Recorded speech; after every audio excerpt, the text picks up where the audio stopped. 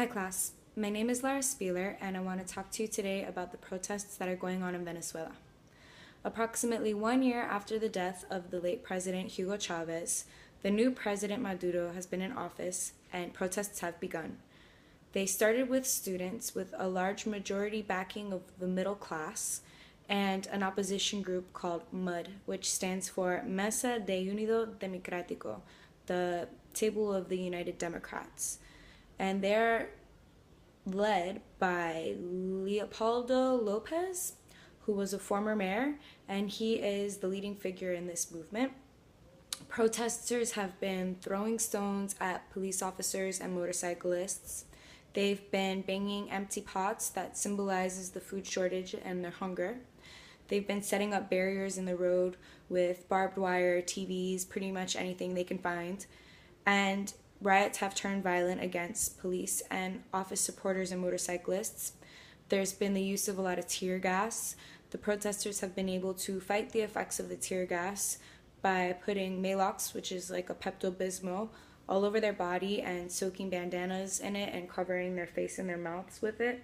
They've also been brave enough to just run up and basically catch the tear gas pellet and throw it in a gallon of water, which stops the tear gas from releasing into the air. And there's been a lot of support for the government from the oil workers. Well, Venezuela is an oil-rich country. It's one of the top 10 producers in the world, and oil accounts for 95% of its GDP, but only 25% of the total GDP. Oil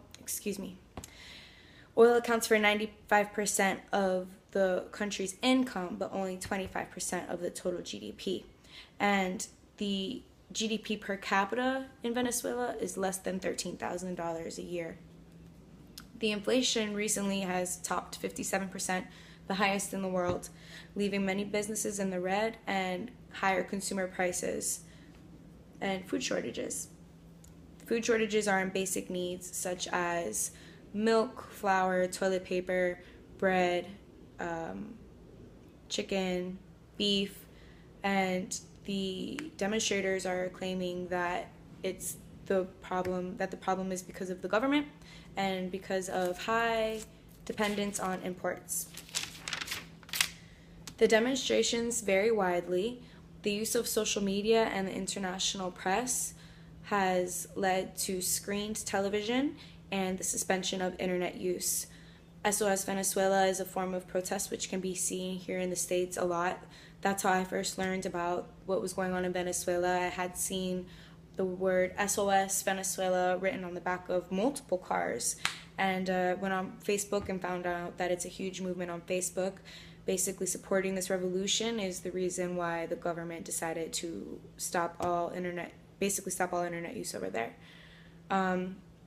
Hundreds of arrests have been made and 31 deaths to date, resulting from both fights between opposers and supporters, innocent bystanders, and police brutality.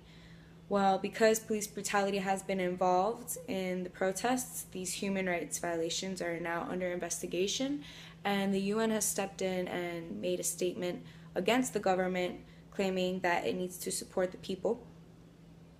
The government, in resulting to all of this, has made a proposition for a declaration for a solution, and the declaration is for peace and nonviolence, but it calls for total support of the government.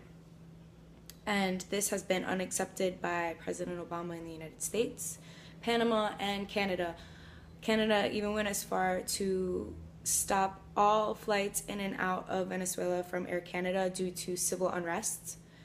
And the U.S. opposition has claimed that the OAS, which stands for the Organization of American States, cannot sanction a dialogue in which of its opposition has no voice and no faith, meaning that the people can't speak for themselves, so they cannot support the government.